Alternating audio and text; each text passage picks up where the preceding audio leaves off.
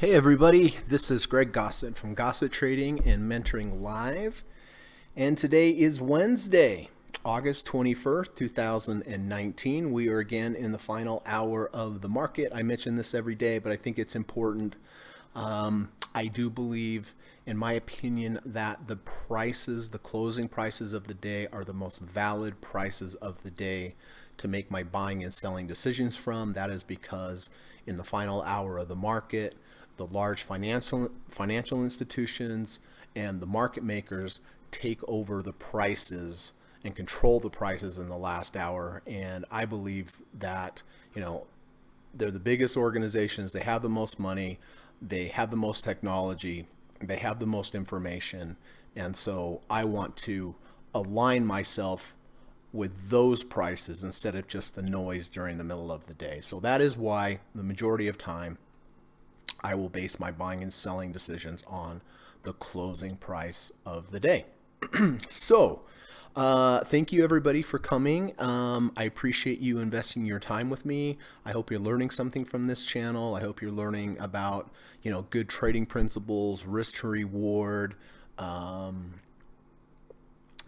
the technicals, market psychology, all the things it's really going to take for you to become a successful long-term trader. So let's see. So the market has been kind of all over the place. We were up much higher earlier. The Dow is actually up 217 points. It's up 0.84%. The NASDAQ is up 57 points. It's up 0.72%. And the S&P is up almost 20 points, about 0.68%. So we are having a good day. We are definitely off of our highs. So should be interesting. The last few days have been pretty wild, up and down and up and down and up. So in a way, it's been a little choppy and seems like a little volatile to me. So anyway, like every day, we're going to have to be careful and make sure if we have any potential entries at the end of the day, it makes sense to take them. They're valid entries. So, all right. So listen, the plan for today, the format for today, as always, is first of all, I'm going to go ahead and run the U.S. legal disclaimer. It's about 40 seconds. We're going to come back. We're going to take a look at all my current positions. We're going to talk about when I bought them, why I bought them, and the most important, how I'm going to manage them either to the upside or to the downside going forward. Then we are going to do a few minutes on trader psychology. After that, we're going to go take a look at my watch list. We're going to go through each stock in my watch list. We're going to take a look at all the technicals. We're going to take a look at support, resistance, MACD, risk to reward, RSI, possible V1, V2 entries, all the things that I look at in order to make a decision to buy a stock. And, I look at technicals as groups of buyers. I look at moving averages below me as potential buyers. I look at moving averages above me as potential sellers.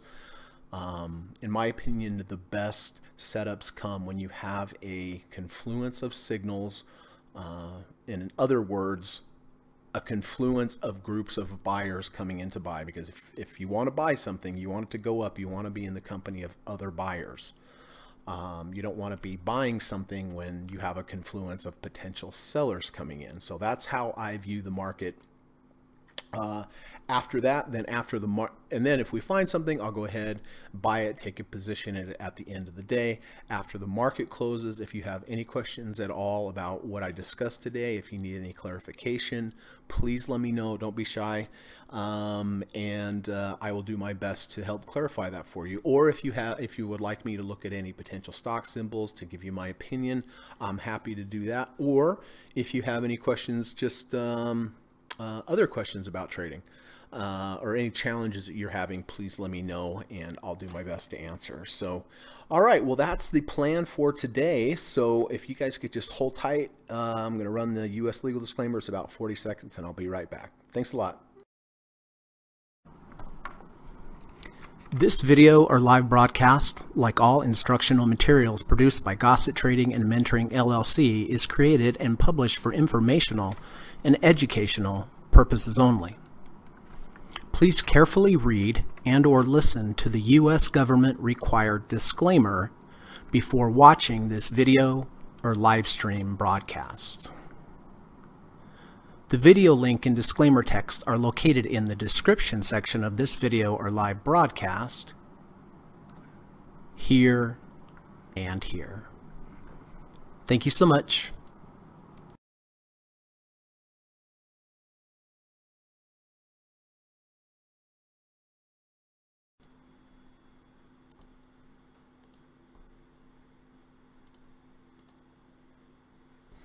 All right. Thanks for holding through that with me. So, hey, Frederick's here. Good to see you, my friend. This is our buddy Frederick from France. So I did get your email. I did reply, and I hope that helps. So, all right. Well, let's get to it. Let's take a look at my current positions to get started. So this is DDM. This is the double leverage Dow chart.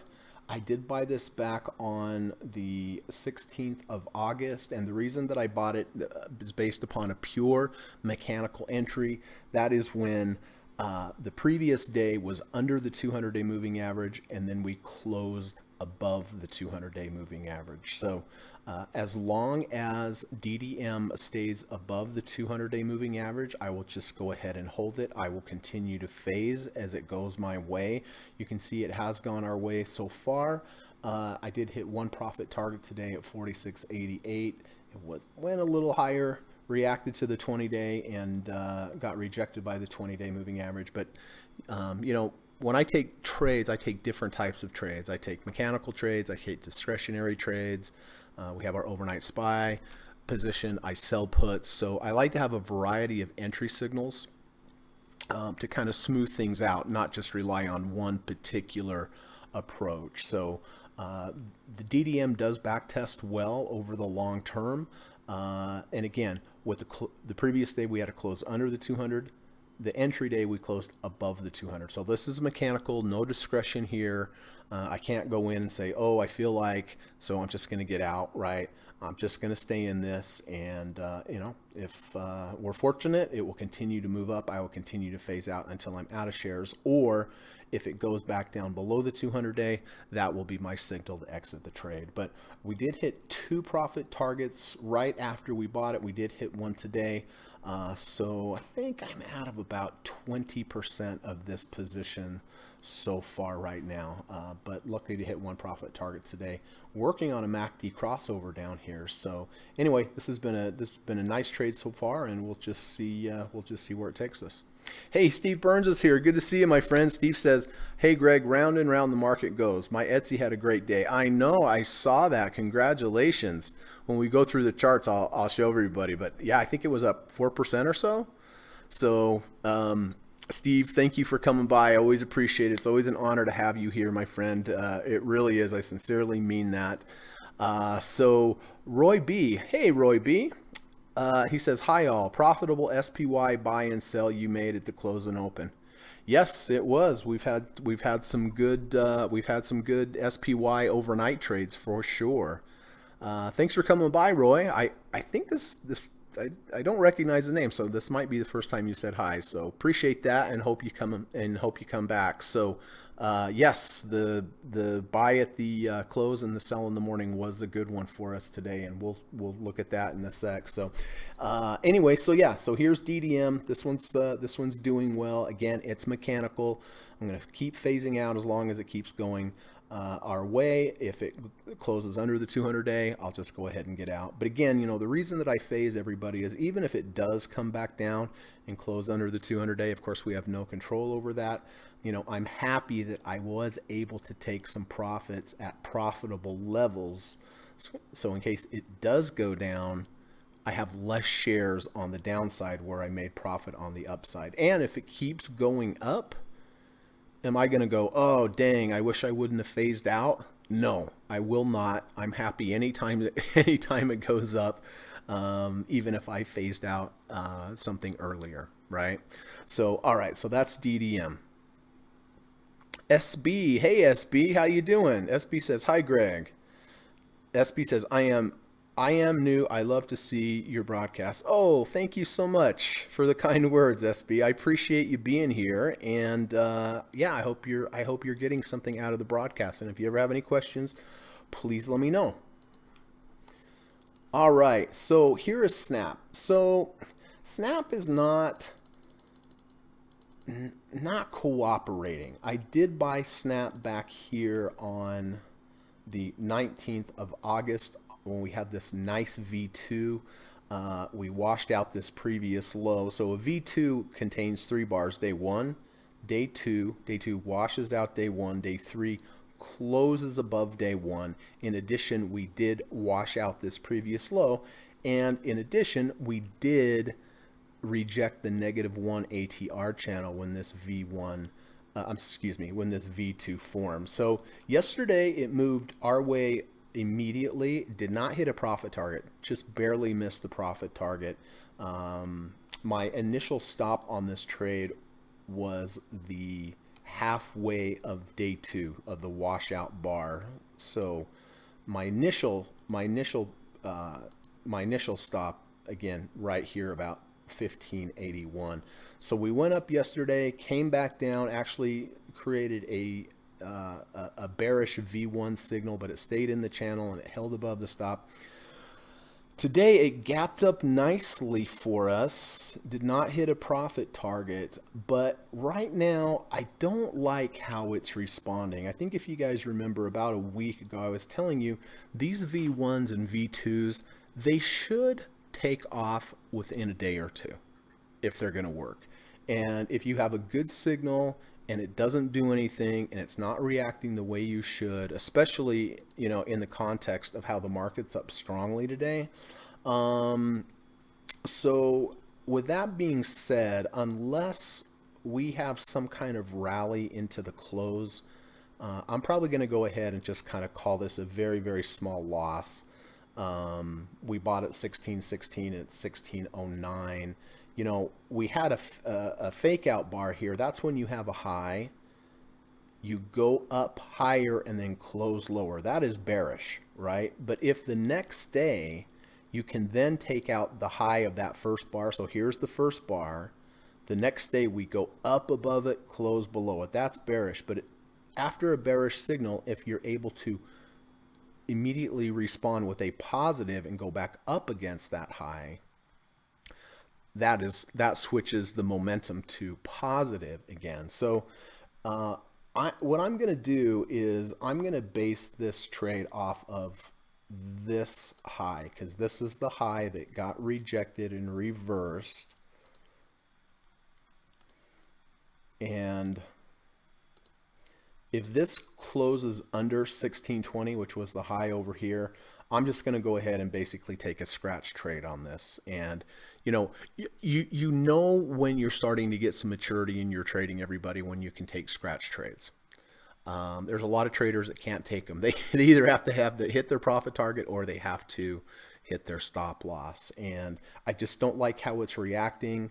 Right now it's a 49.98. And again, we had a beautiful V2 and it's been a couple days now and it hasn't reacted. And in my experience, when this happens, when you have a nice setup and nothing happens, that's a bad sign. So, all right. Pedro Lino, hey, how you doing? Pedro says, hi, discovered the channel last week. Great way to learn from me. Thank you in advance. Been learning a lot. Oh, thank you, Pedro, for the kind words. I appreciate it. Really glad to hear that. That's why I started the channel. So I'm glad it's useful for you. And thanks for coming, and I hope you come back. Pedro says, and an honor to be in the same room with Steve Burns, reading a book actually called New Trader, Rich Trader. I know, it's always an honor to be in the same room with Steve Burns. That's how I feel every day that he's here. And by the way, that's a great book, New Trader, Rich Trader. Mount Doji, hello, all caps. What's going on, buddy? Good to see you. Thank you for coming by. All right. So that's Snapchat. I really don't know how, really don't like how it's reacting here. If it closes under 1620 today, I'm going to go ahead and I'm just going to basically exit this for a scratch trade.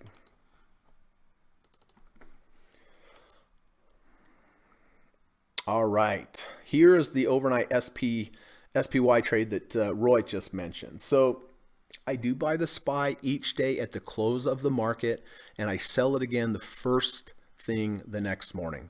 I don't look at technicals. I don't factor anything in. And you might think to yourself, why would you do that? It doesn't seem very precise or very analytical. And the reason I do, everybody, it's based upon a long-term study that has a really good edge. This is from Liz Ann Saunders at Bespoke Invest. But there's two options here. Option number one is you could buy the SPY at the open, first thing in the morning. You could sell it at the close at the end of the day, every day. If you did this from 1993, you'd have actually returned a negative 13.9%. But if you do the opposite, which I do every day, so from 1993, if you would have bought the SPY at the close, sold it the first thing the very next morning, every day since 1993, you'd have actually returned a 634.2% return. So there's a big difference. Buy in the morning, sell in the afternoon, loss of 13.9%. Buy in the afternoon, sell in the morning, 634.2%. So you can see there is a clear edge with this approach. And as with any trading approach, you need an edge. Doesn't mean in the short run it's going to work out, but over the long run, that edge becomes very clear. And you can see since 1993 here, very clear that this has an edge. What's happening is people are bidding up the prices in the aftermarket. They're bidding up the prices in the pre-market session, and then they're selling into it during the day, which is exactly what we did, right? We bought at the open. It got bid up in either in the after hour or the pre-market, and we sold into that strength. So, the blue line is the buy in the afternoon, sell in the morning. The orange line is the buy in the morning, sell in the afternoon. You can see there's a huge difference. But even though this has a very clear edge, everybody, I have to caution you that it doesn't always work in the short run, right? I mean, there are times where you have multi-year drawdowns, right? I look at this as a long-term trade. I literally look at this as a long-term trade. Some years are going to be up, some years are going to be down. It's better than buying and holding. As far as you can see, the gray line is the buying holding, so it beats buy and hold. But there are going to be periods where you have a drawdown, just like anything else. So, I really like this chart. It shows you how an edge works over the long run, shows you that in the short run, it doesn't always work. I use a 10% position size. If I had $100,000, it means I would buy $10,000 worth of SPY every day and sell it the next thing in the morning. You don't want to take too large of a position size. So with that being said, I did buy the S&P yesterday at 290.09, and I sold it first thing this morning at 292.40. So there's been a lot of volatility here. I mean, it doesn't always work, right? I mean, here we bought at the open, sold at the close for a loss. Here we bought at the open, sold for a big loss. Bought at the open, nice gain. Bought at the open, big loss. Bought at the close, gain, small loss, small loss, small loss, big loss, gain, big gain a couple days ago, a small loss, and then a nice big gain today. So anyway, I've been using this since February 26th, and it has definitely been profitable since I've been using it. I really like it, and I like how it kind of diversifies the trading approaches, right? Just not discretionary, just not mechanical, just not selling puts, but just basically view this as an overnight day trade in a way, right? So I will be buying this again at the end of the day.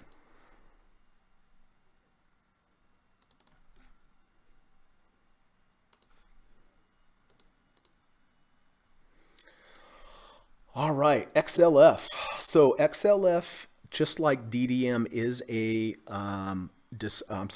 mechanical trade. This is a good, quantifiable, back-tested approach of trading the XLF. XLF is the financial sector ETF, and the signal is if you have a close below the 200, then you buy the next close above the 200. You keep it until you eat. For me, because I phase out, until it moves up and I run out of shares, or it closes back below the 200. And the key with these kind of approaches is that you're going to have small losses if you're wrong. I mean, if I'm wrong, okay, theoretically I bought it here, wrong, somewhere down in this range, but this could go all the way up to here, right? So that's the key of profitable trading, right? Is to have small losses. You're going to have them. There's nothing you can do to control that, but allow a trade to have big wins if it's going your way, right? Don't just go, oh, I think it's up. I think I'm just going to get out here. I mean, this could go up to here. Who knows? But that's the key to profitable trading. Get an edge, quantifiable edge. If you're, put the trade on. If you're right, great. Be open-minded. Let it go your way. But if you're wrong, get out quickly. Be really stubborn with those losses. So we did not hit a profit target today. It is up a little bit today, but I did not quite hit my profit target. So again, if it closes underneath the 200-day, I'm out. If it continues to move up, I'm going to just phase out until I run out of shares. So that is basically it. So just real quick recap, DDM does not look like it has any possibility of closing under the 200 today. We did hit one profit target. Snap is basically even today, did not hit profit target. I don't like how this is reacting, so I'm most likely going to just take this off for basically a scratch trade. SPY was a good overnight trade. Going to buy that again at the close. And XLF mechanical trade, if it closes under the 200, I will get out. So that is basically it.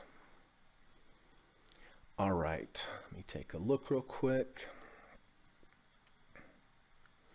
Okay, so, I do like to do a few minutes each day on some trading psychology. In my opinion, it's the most important part, everybody, whether or not you guys are going to be long-term successful traders or if you're going to be losing traders, is what goes on between your ears, what goes on in your mind, how you deal with fear and greed and the emotions of trading, because the emotions of trading are going to make you make impulsive decisions, get out before you're supposed to, stay in when you're supposed to get out, right? So this is what we have to master. The technicals of buying above a 200 and selling below 200, not that hard. Very, very simple. But the difficult part in trading is mastering yourself. That is the real skill. So this is from, I apologize, I'm probably going to butcher this name, Kashal Korea on Twitter. He has he has really good postings on his Twitter channel. I like to follow them. I like to read them. So I would suggest that you follow him and read all of his stuff, because it is good and has to do with trading psychology. But he says good trading is built around if-then statements. Bad trading is built around I think statements. What you think simply does not matter. The market doesn't care, right? And it's so true, everybody. It's so true. Try to catch yourself saying I think. If you find yourself saying I think, mark that down, because, if-then statements, good trading is built around if-then statements. Basically what he's saying is good trading is built around a good plan. If it goes up here, I'm going to stay in. If it goes below here, then I'm going to get out. If it goes up this way, I'm going to phase out. If it gets up to a certain level and rejects, I'm going to get out. If I have too many correlated positions, I'm going to get out of one, right? So basically this comes down to having a plan, and no matter what happens, you don't have to make this discretionary decision all the time of, should I stay in? Should I buy more? Should I get out? It's not a comfortable way to live in the trading world. Have a defined plan, construct yourself if-then statements. If it goes up here, I'm going to do this. If it gets out here, I'm just going to go for my stop, get out because of my stop. If I have no positions or no potential trades today, then I'm not going to take any. That's an if-then statement as well, right? So, the key to trading, everybody, be patient, use a defined setup, get in the trade, put on the trade. You have no control over it. Doesn't matter. It's just the price of doing business to get into the trade to see what happens. Of course, define your risk to reward. You put on the trade, It's going to do what it's going to do. If it goes against you, then you get out. If it goes up, then you're going to stay in or phase or whatever you do to the upside. So I think this was, I think this is really important, but really try to internalize this, everybody. Good trading is built around if-then statements. Bad trading is built around I think. I think it's too high. I think it's too low. Guys, sometimes you're going to be right, but the majority of the time when you start saying, I think something's too high, not based upon anything, but just what you think, doesn't matter. What you think does not matter. The market doesn't care. So thank you, Kashal Korea at KK_quant. So subscribe to his channel. He puts out really good information. So, all right.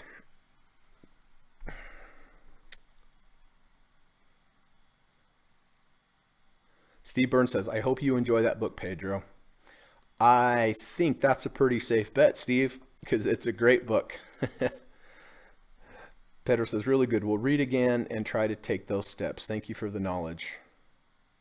What if you go 3 times SPXL?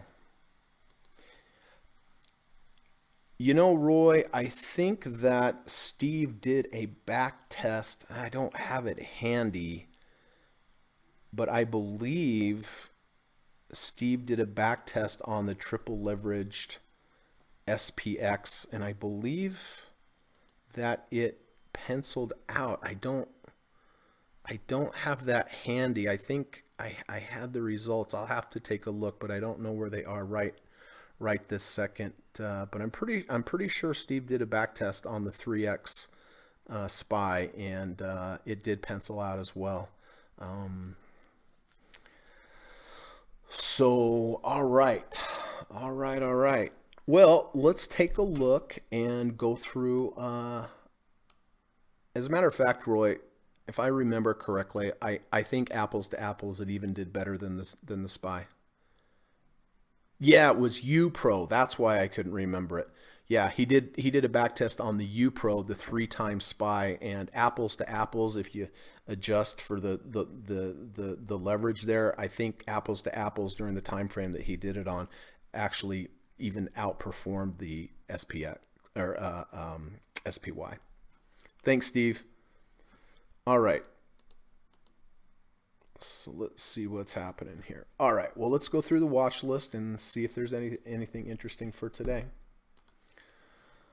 All right. So Apple's been hanging out in this range. The last couple days, we tried to go up, went down, tried to go up, went down, went above this high here. So these last 2 days essentially been false breakouts. Today, however, it does look like we are above that previous high. For the moment, it's a 60-36 RSI. It's above the 1 ATR channel. It is holding this gap, which is important, but for me, it's just too high to buy here. So if any of you have Apple, I hope that keeps going your way. It does look bullish. MACD is positive. We're over 50 on the RSI, so it does look bullish, but just because something looks bullish doesn't mean I can just rush in and buy it. I have to enter when it gives me a good risk to reward. At this point, the risk to reward is kind of skewed against me, but I hope it keeps going up. All right, here's Adobe. So, Adobe is interesting here in the fact that we do have this higher low V2 that was rejected by the -1 ATR channel. Here's day 1, day 2 washed out day 1, day 3, which is today, looks like it's going to close above day 1. It also rejected the -1 ATR channel. So that's all positive. It's a 47.73. So, let's see if it did reject the 50 RSI already today. Probably got pretty close. At one point, it was 49.44 today. So that's a little bit of a red flag. It also rejected the 20-day EMA above. If we look at this on the monthly chart, it's definitely in an uptrend. On the weekly, it definitely has come back down into the value zone. This is called triple triple screen trading. I learned this from studying with one-on-one with Dr. Alexander Elder. So, you know, when you take the long time frame, the longest time frame, if it's in an uptrend, and then in the intermediate term time frame, it comes back into the value zone, then you would look for the daily to get into that trade, hoping that this weekly goes back up. I am a little, I mean, it's a valid V2. There's no doubt about that. It is a higher low valid V2. But I don't like that it rejected close to the 50, and I don't like that it rejected the 20 EMA, and I don't like that it almost rejected the 50 RSI.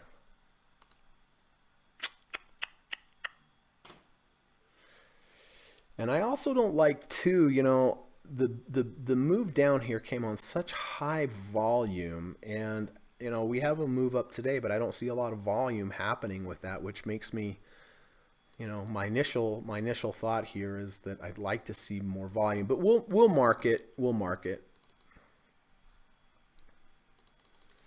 AGQ has had one heck of a run. A couple days ago, we started to come back down in the value zone. This is where I'm interested in buying it again. Just like off of this move, I was waiting for it to come back into the value zone, have some V1, V2 entry, but I didn't quite get it.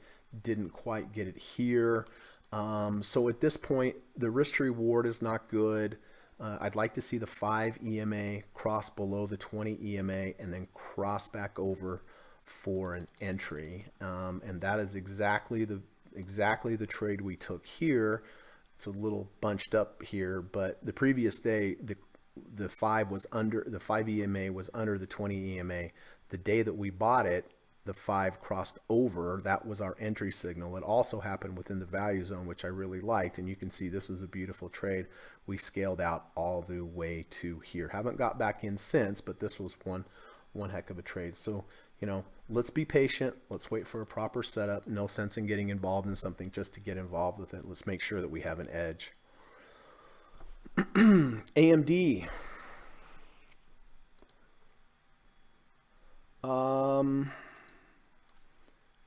Well, it does look like it's triggering a higher low V2. Here's day 1. Day 2 certainly washes out day 1. Day 3 looks like it's going to close above day 1's close here. I like this one better than Adobe in the fact that we are above a 50 RSI, and it looks like we are above the 50-day moving average. So I am going to mark this down because all in all the setup's pretty good, but we have to see whether or not that V1 or V2 is going to confirm at the end of the day. So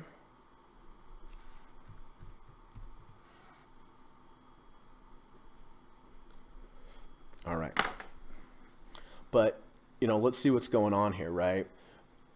We come down, we close below the channel, we have a rally, we have a couple days down. This is a valid V2 now because 2 days ago the close was 31.48. Yeah.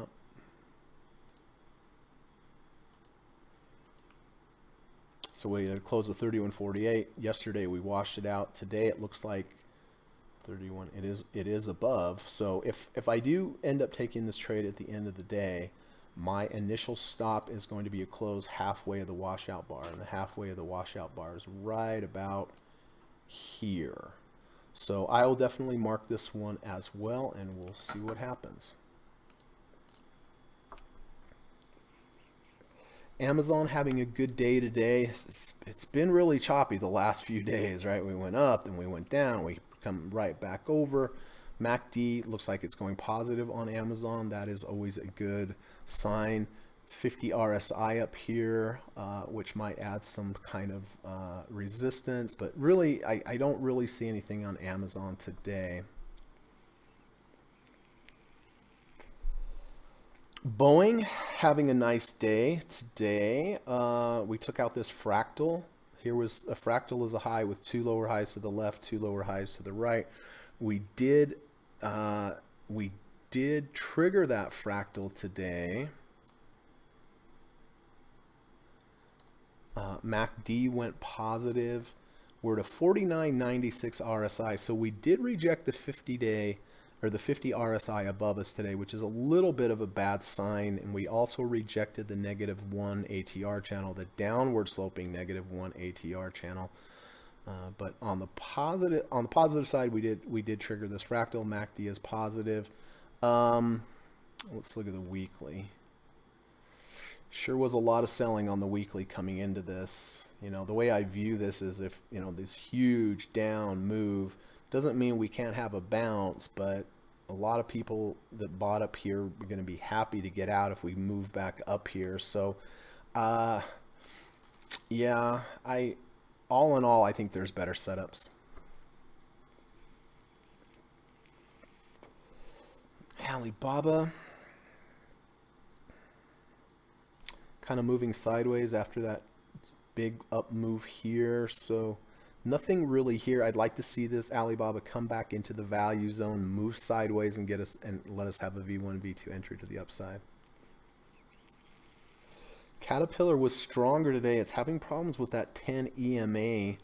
Really nothing on Caterpillar today. DDM we bought this back on the 16th with the close under, close back over the 200. This is mechanical. Did hit one profit target today. As long as it keeps moving up, I'm going to scale out.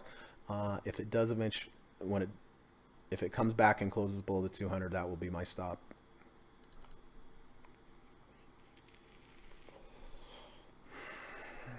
So Walt Disney, see, this is a tough one. You know, look at the monthly. The monthly is in an uptrend. The weekly has come smack down into the value zone. That's a good sign. When you have that formation with an uptrend in the weekly, an uptrend in the monthly, a pullback to the value zone in the weekly, then I want to look for the daily for some kind of entry. And there is a V2 today. Here's day 1. Here's day 2. Here's day 3. Day 2 does wash out day 1. Currently, it has triggered a legitimate V2. Day 1's bar was a little bit larger than your standard 1 ATR, which is a bit of a bad sign. We still have the -1 ATR channel downward sloping above us. We still have not been able to break above the 10-day moving average. So I think I'm just going to let Walt Disney go there. Here is Etsy. This is the trade that Steve took. I believe Steve took this back here on the 15th, I think. And he got, I think he got right the low there. Let's see. Yeah, because it bounced close to the 30 RSI, gave him a good risk to reward ratio, and it certainly did. So he's still in this. It's off of its high. It's a little bit. 39.30 RSI. So nice trade, Steve, for sure. Here's Ford. So, you know, this is a bit interesting. We have a higher low V2, and at the same time we have a close above, currently at least, we have a close above the 200. This, you know, this is not a bad setup. We have a higher low. The people that bought here sold here. This drove it down, but now it was strong enough to go back up, close under the 200, back over the 200, and create a V2. So this one is a possibility for the end of the day as well. The main thing here is that it gives us a very good risk to reward ratio. If we're wrong small.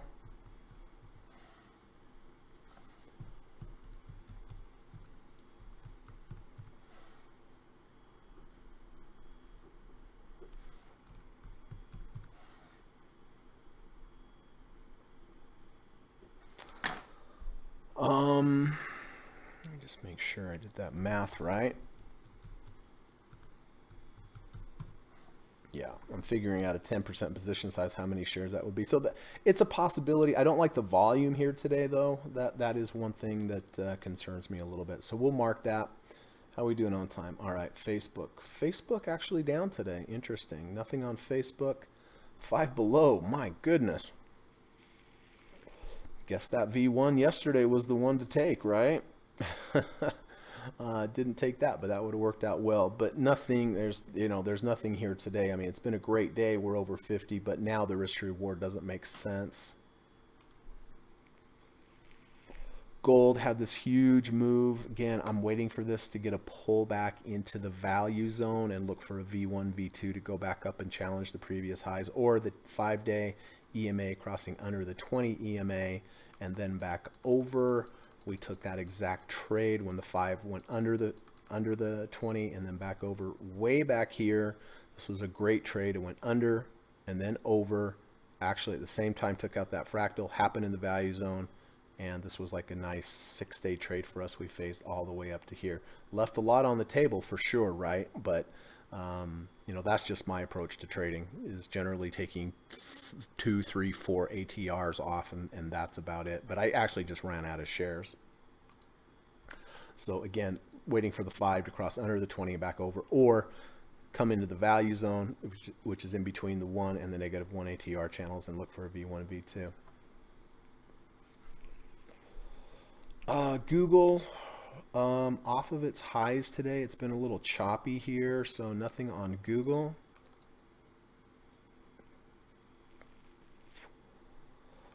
Goldman Sachs did go under the 200, back over, has rallied, is up today a little bit, but definitely lower than its open.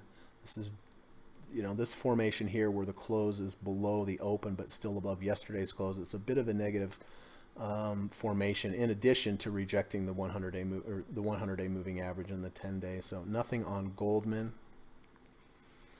So IBB, you guys know I've been waiting for this for quite a long time. I've been waiting for the crossover. Here is the IBB crossover. Do you see how the 5 now is above the 30? The blue line is the 5. The gray line is the 30.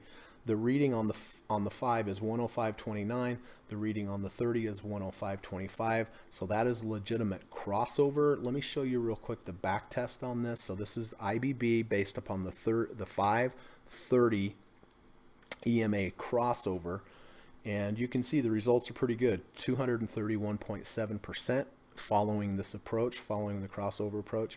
The buy and hold did outperform. But look at the difference in the drawdown. The buy and hold, even though it outperformed, it had more than twice the drawdown as the crossover approach. So, it has about a 38.7 win percentage, which is not too bad. And the average win is 5.4. The average loss is 2.29. So it's like a 2-to-1 return with a 38.7% winning percentage. You can see, you'll get losses, but then eventually you'll get some really big wins, right? 12% compared to a -4%, -0%. Here's a 10%. Here's an 8%. Eventually, sometimes, you'll hold on to these and you'll get a really big 21%, 11%, 20%, 22, 22, where you can see the losses are in the 2, 3, 2, 3, 4, 6, 2 range. So all in all, it's a proven back-tested approach. I will be buying the IBB at the end of the day based upon this crossover. This will be a completely mechanical approach for me. I'll stay in this until I either run out of shares to the upside or the 5 crosses back below. So actually, let me go ahead and just put this order in right now so I have less to do at the end. Let's see. So I'm going to do a market on close order with this one. All right, and then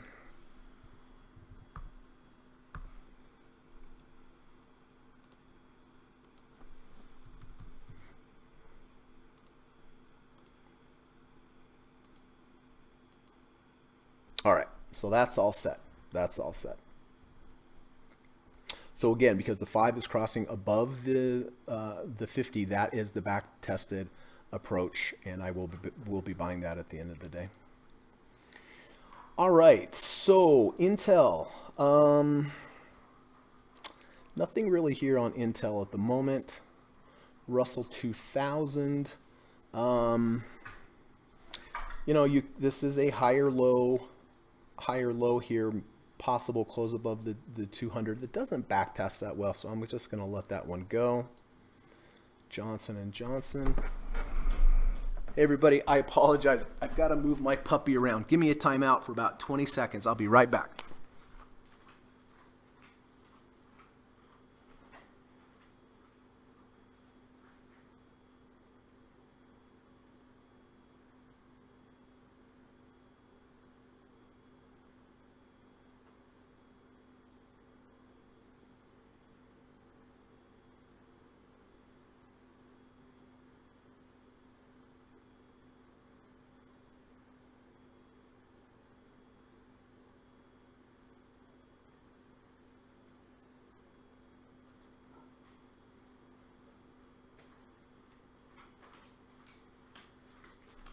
Okay, sorry about that. She saw me, she was getting into trouble and she saw me coming, and then she had to make a big game of running away from me. So, all right, Johnson and Johnson. Nothing on Johnson and Johnson. Coca-Cola. We had that nice big move up. We are back into the value zone. I'm waiting for a sidewards move, some consolidation within the value zone here, and look for a V1, but nothing there today. Lockheed Martin. It's doing well, but just too high. Not a good risk to reward. MasterCard, boy, it's having a fantastic day today, isn't it?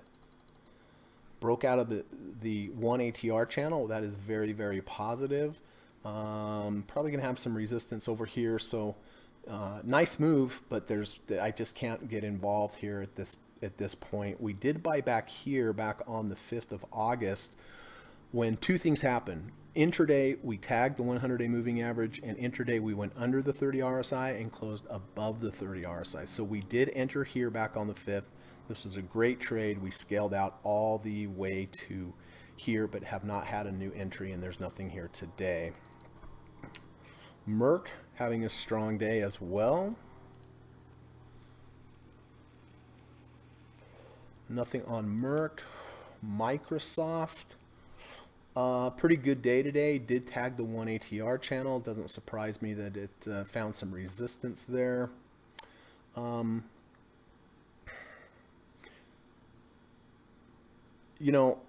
We did buy Microsoft back here on the 13th. And the reason I like to point this out, this is a losing trade, but the reason I like to point it out is this was such a good setup. We made a low, we had a rally, we came down a couple days, we reversed, we had a beautiful V2, day 1, day 2, day 3, day 2, washes out day 1, day 3, closed above day 1, we moved back over the 50, we moved back over all the moving averages.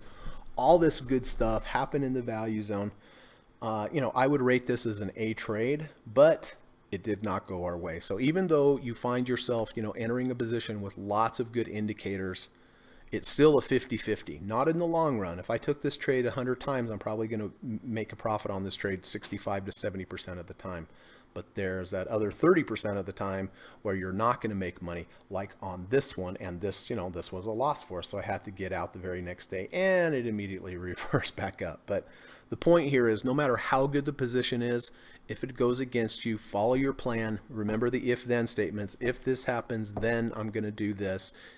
Don't go, God, it was such a good trade, maybe I'll hold on to it a little bit longer. Well, if you would have held on to it a little bit longer, it would have come back in this situation. Probably 80% of the time it will come back, but there's going to be that 20% where it keeps and keeps going the other way, and you will have wished that you would have got out on that first day of loss. So nothing on Microsoft today.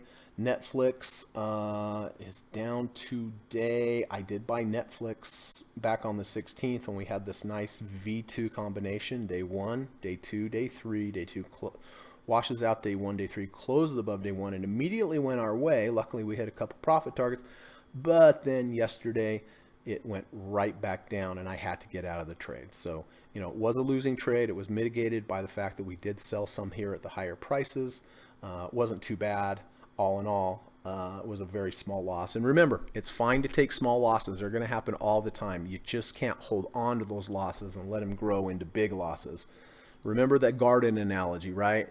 Your stocks is a garden of stocks. You want to keep the weeds out, and this became a weed yesterday. Yeah, it's good that I got out yesterday. because it is down today. Well, shoot, Nike's interesting here with the close under the 200-day, close back over the 200-day. You know, do we want to take this? It's valid. I mean, it's not a valid V2 because here's day one, here's day two. It washes out day two, day three, close above day one, but we have this gap to form the V2. I'm going to let this one go. We're at a 48.53 RSI. You know, the way I view this is we're going to get up here into the 50 RSI and have some issues. So I'm going to let Nike go. Philip Morris, basically unchanged today. Nothing there. We are back in the value zone. I'd like to see this move sideways to get another V1. We did buy it here when we had this bullish engulfing candle.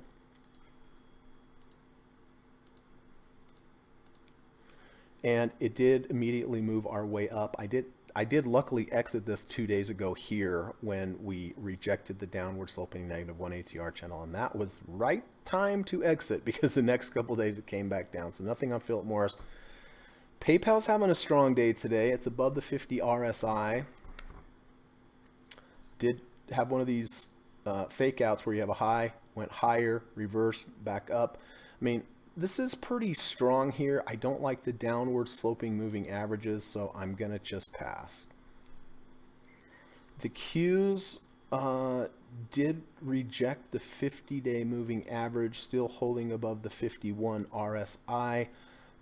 This could go either way. I'm going to wait for some crossovers on the Qs before I take another position. Snapchat, well,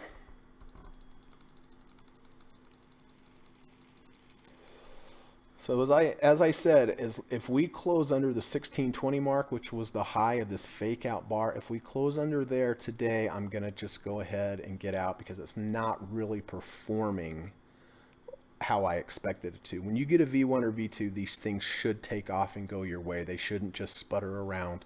So I'm most likely just going to take that off for a scratch trade. S&P 500, of course, we're going to buy that at the end of the day, sell in the first thing in the morning. Square's having a nice 1, 2, 3, 4, 5, 6 days up, really strong, but I don't see a valid signal there. SSO is a double leverage SPY. Bonds, you know, we've had this historic run in bonds here. We are off of the high. We were so extended. Again, this is a nice move. I'd like to see this pull back into the value zone. Look for a V1, V2 entry. Tesla. If you guys remember yesterday, I was talking about this would be a good short on Tesla. I didn't short it, but we had this. We made a lower low. We rallied. We had a V1 to the downside. If you guys remember, I said this looks like a pretty good short, and I guess I should have taken the trade. But I don't do a lot of shorting. But this would have worked out well. Twitter, 61 RSI. It's a little high. Nothing there for me. Natural gas. It's had a nice move up. What I'd like to see is I'd like to see another day down or two. We are in the value zone. Then I'd like to look for a V1, V2, possibly back up, but nothing there today. United Healthcare has really just been moving sideways, moving sideways, moving sideways. Yesterday we had pretty strong break to the downside on volume, and when you wind up like this, when you go sideways like this for a long time, you're eventually going to break out probably pretty strongly one way or the other.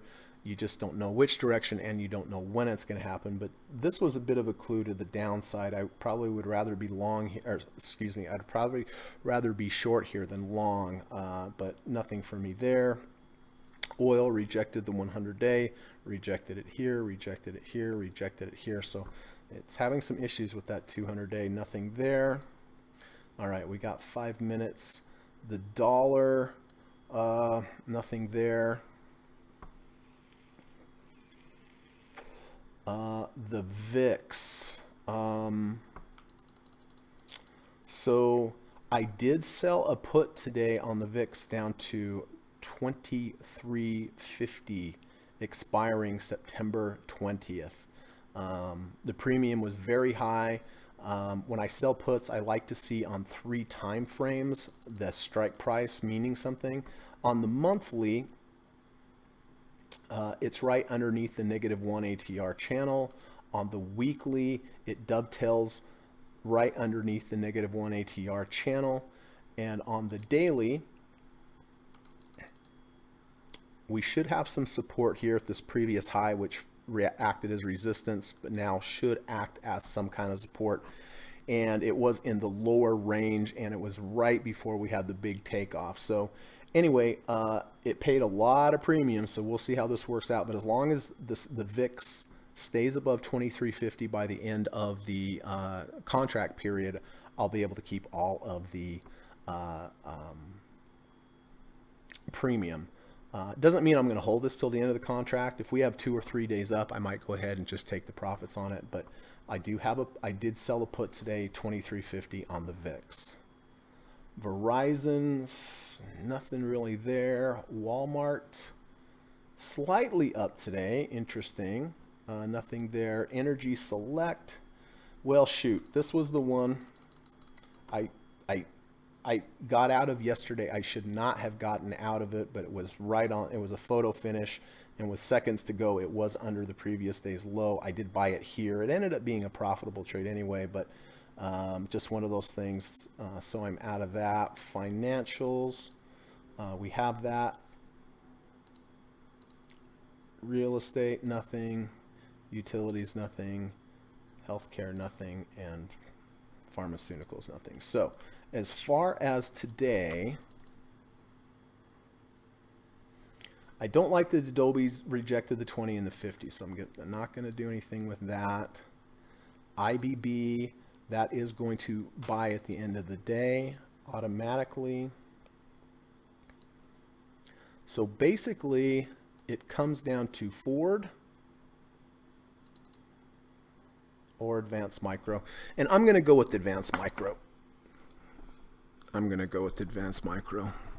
So let me put in my order here.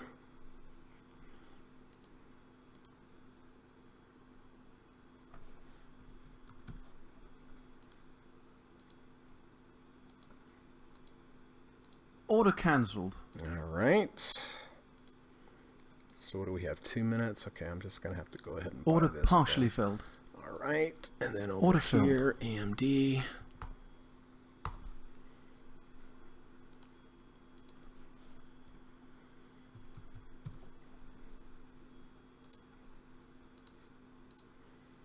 Order partially filled. All right. And then Order filled. Snap. Looks like it's going to close under, so I'm going to go ahead and just take that off.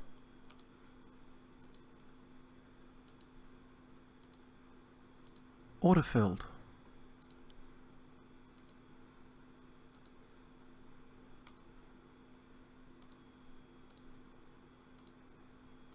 Order partially filled. Okay. Order filled. So that is that. So we have 1 minute.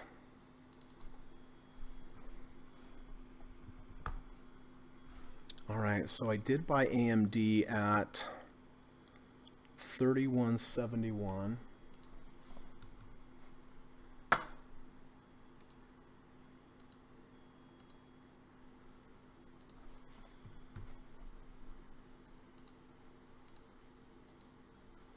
And again, why did I buy it? Well, we have this higher low V2. Here's day 1. Day 2 washes out day 1. Day 3 closes above day 1.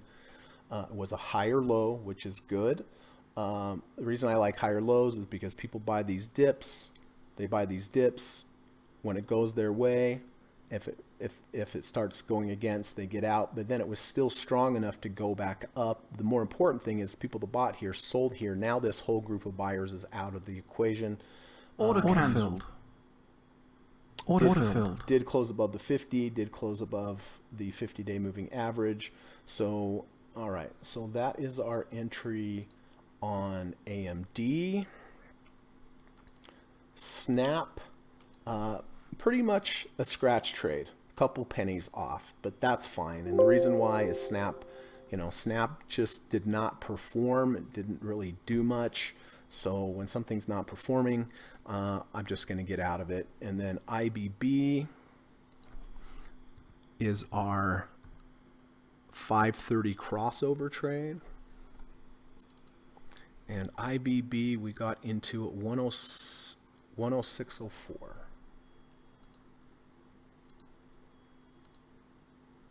Right where it closed.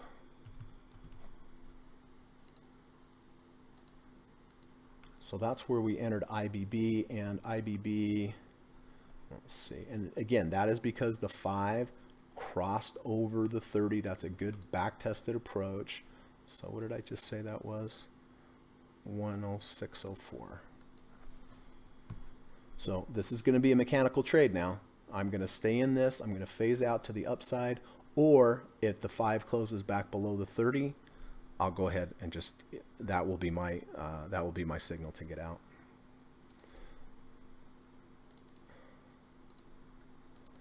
All right, new position here, AMD,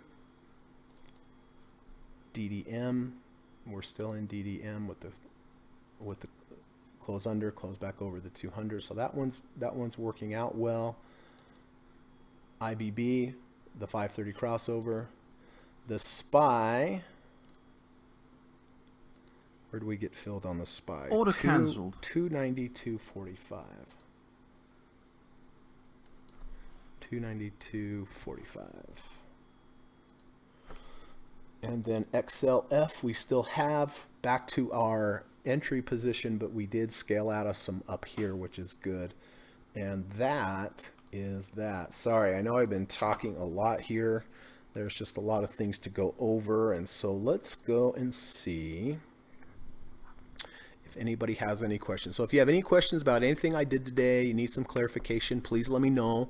But before we get into the answer section, just wanted to put in my quick little plug like I do each day and let everyone know that I do offer private one-on-one coaching and teaching lessons in the evening time via Skype. I really do like to teach. I've had really good success with my students. I've taken many losing traders, turned them around into winning traders.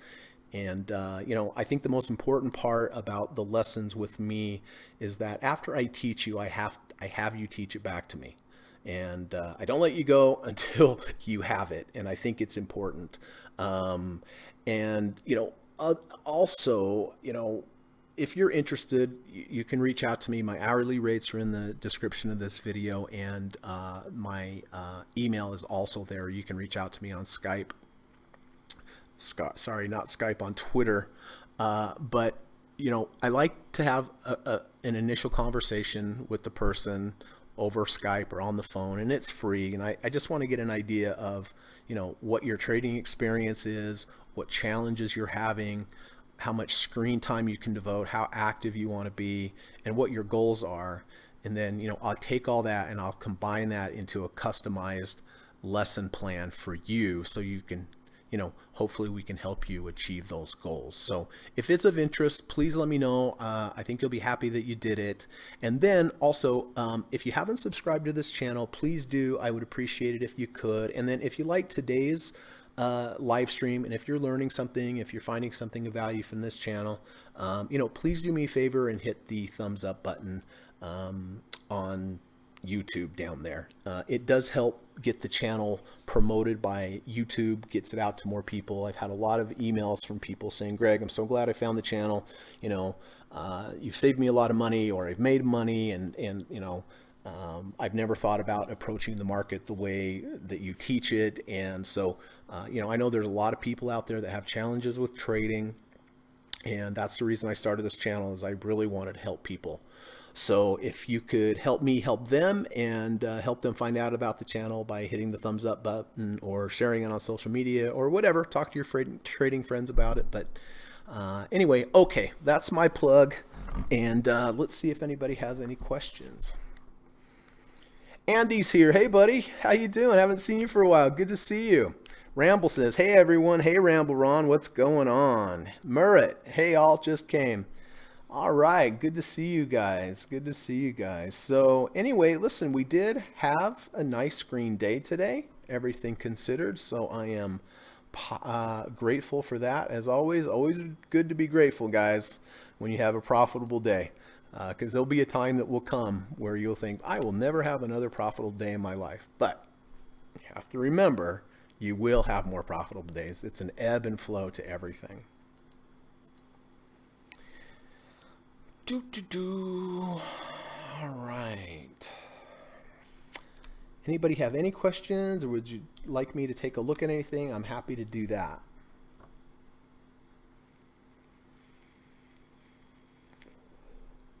And how did everybody else do today? Anybody have any positions? Everybody always sees my positions. They're out here all the time, but I'm always interested in your guys' positions.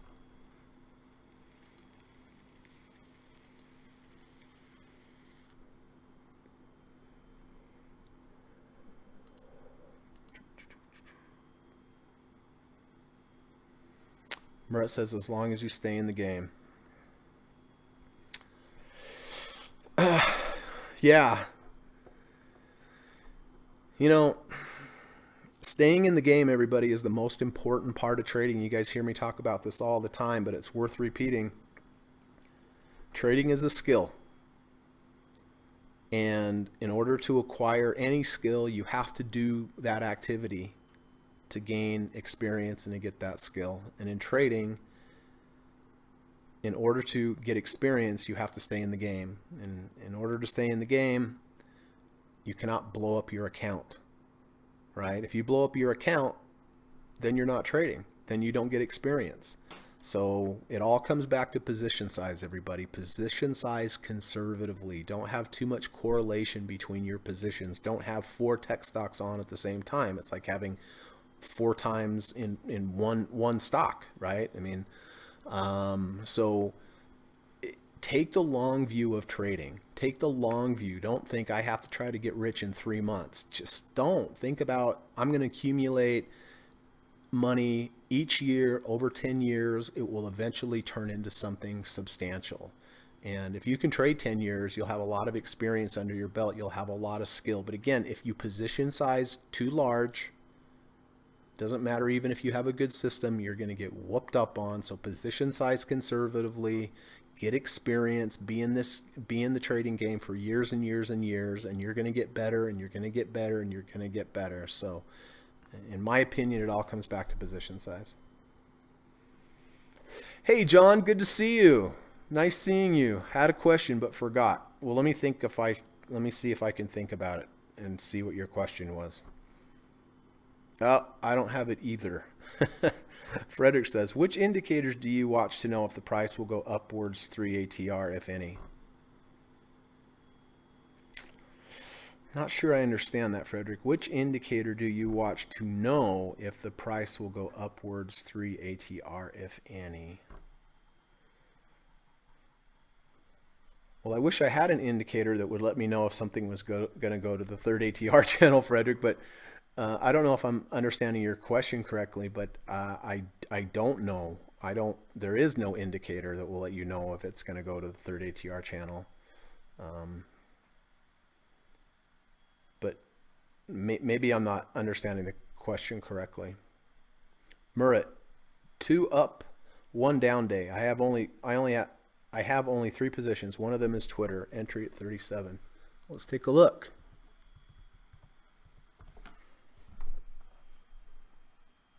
$37, nice going. So 37 is where? I'm running out of space to the downside.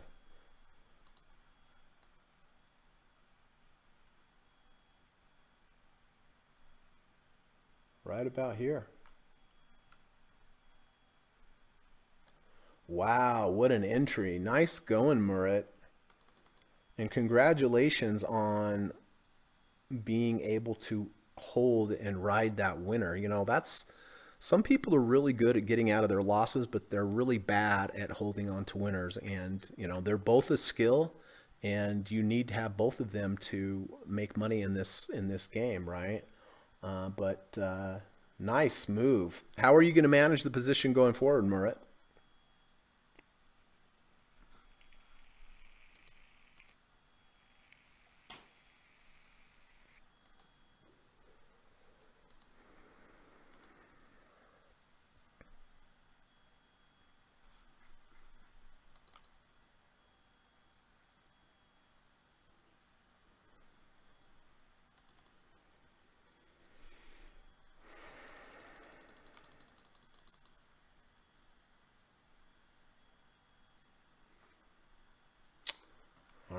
So just a quick recap. So we did buy AMD today on this higher low V2. My initial stop on this is going to be halfway of the washout bar, which is essentially going to be, because there was the close, so about halfway, right about there. So I'm going to keep my position, I'm going to keep my stop pretty close on this one. But that's how you want to do it with trades. You know, you want to get out quickly if you're wrong. Tomorrow, if we lose this 10-day, we'll obviously have lost the 50 and the 20 and the 5. We'll have lost the 50 RSI. You know, we're very close to a positive MACD crossover. So if it does go up tomorrow, that will probably bring in a new group of buyers, and will also, ideally, if we could take out this high, then we would trigger a fractal. That would bring in some new buyers as well. You're checking the weekly on Twitter.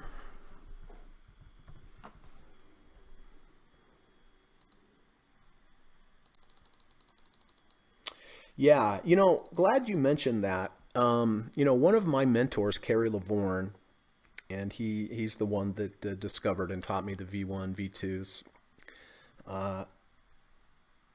If you look on the weekly and the price gets up to the third ATR channel on the weekly, it's a high probability it's close to a top. Not all the time, but I mean, you can see back here, look at Twitter up here, got close to the third ATR channel. That was it. So yeah, I mean, if you're watching the weekly on, you know, your exit, if Twitter gets up close to the third ATR channel on the weekly, you know, keep that in mind, Murat. Frederick says, I mean, do you have any candle pattern or indicators that tell you that the price will go more than 3 ATRs? As you said, most of the time price goes between the third ATR on each side.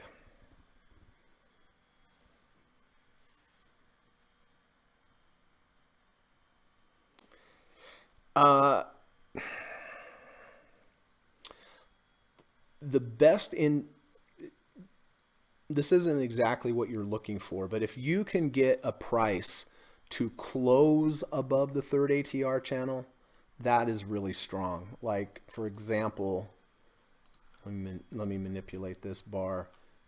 If we went up here and then close below, that's bearish.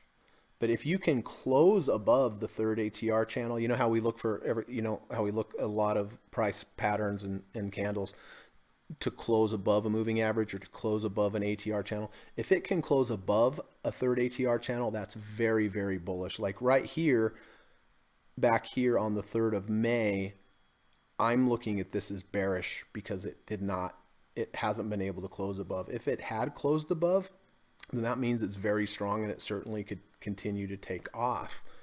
But I think that's probably all I have there, Frederick, as far as, you know, with the third ATR channel. If it rejects the third ATR channel, bad. If it closes above the third ATR channel, then that's good. Murat says, I think Twitter will feel the resistance above 45 and we will see what happens afterwards. My price target is way up at 47. Is way up. 47 is first profit target, 67 is second, 79 is third in the long run.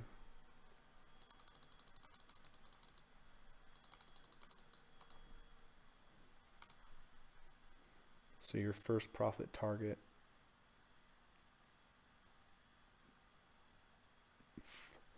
Yeah, I think 47 seems reasonable. I mean, it's up here on the above the third ATR channel. You know, if it rejects that third ATR channel, though, that would concern me. I mean, if we get up there and reject it, don't hold on for, you know, 50 more cents or $1 more just because you said my first profit target's 47. I mean, base what you're going to do based upon if things get rejected up there.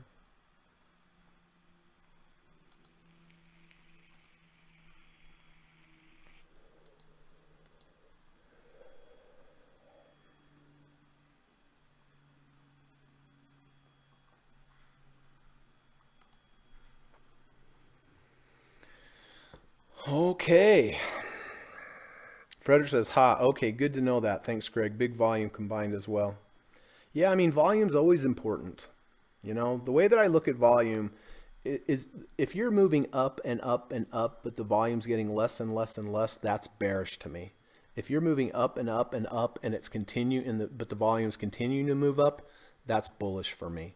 If you move up strongly and it's moving sideways, not doing anything, but the volume is huge, I look at that as bearish.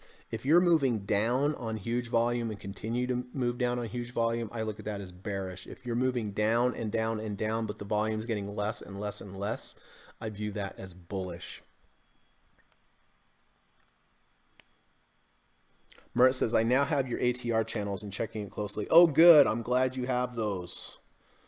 I would be lost without ATR channels, guys. I mean, for profit targets, for support, and mainly to the ATR channels show me when it's back into value between the 1 and the -1 ATR channel.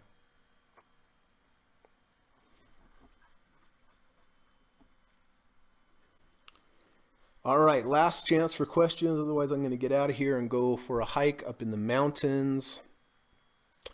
And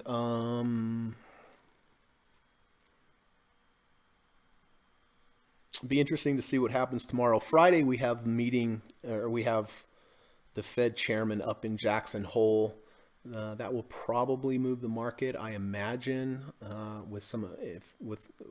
depending on what he talks about up there. So. It's an interesting market here, guys. We have to be careful.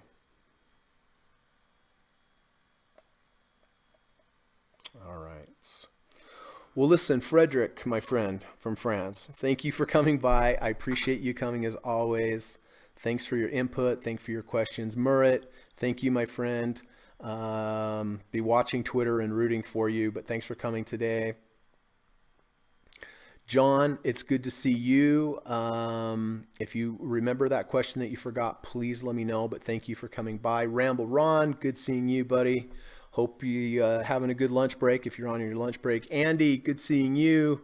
Steve Burns, good to see you, sir. Thank you for coming today. It's really great to have you here as always. Roy, thank you for coming today. Thanks you for your questions. Pedro, thank you for the kind words. Nice to have you in the group. Hope you come back. Mount Doji, my man, good to see you. Hope you're doing well. Keep me updated on your trades. I want to follow your trades. SB, thank you for the kind words. I appreciate that. Hope you come back. And Frederick, I got Frederick already. So, all right. I appreciate everybody coming by. I do hope that you're getting something from this podcast. And if you have any other questions you didn't think about today, please, feel free. You can send me an email or send me a message on Twitter. So go out and do something nice for somebody today.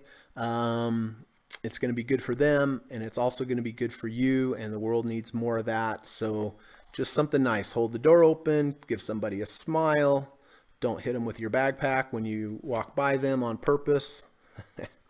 So anyway, all right. Hope to see you guys tomorrow. Hope you have a good rest of your day. All right. Take care. Bye-bye.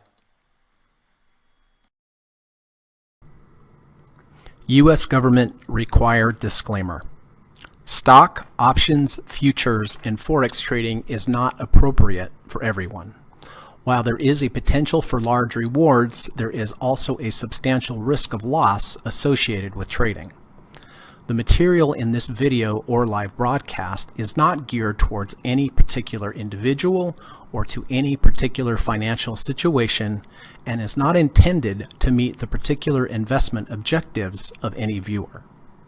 This video or live broadcast, like all instructional materials produced by Gossett Trading and Mentoring LLC, is created and published for informational and educational purposes only.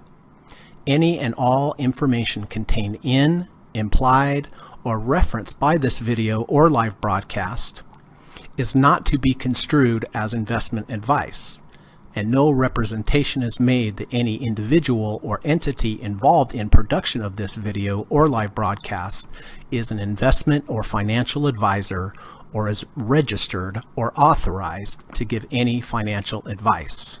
We are publishers and educators only.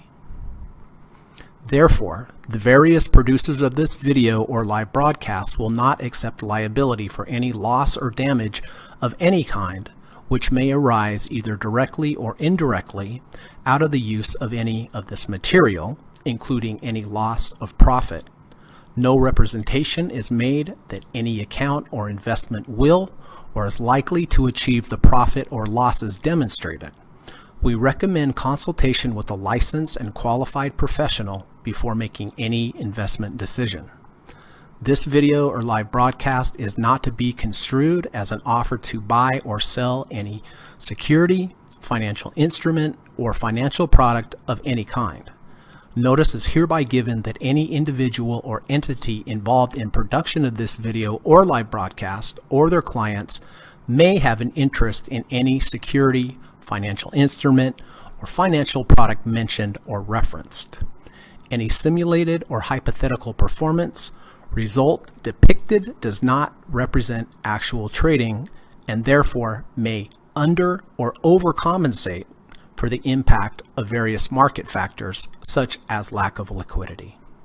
Thank you.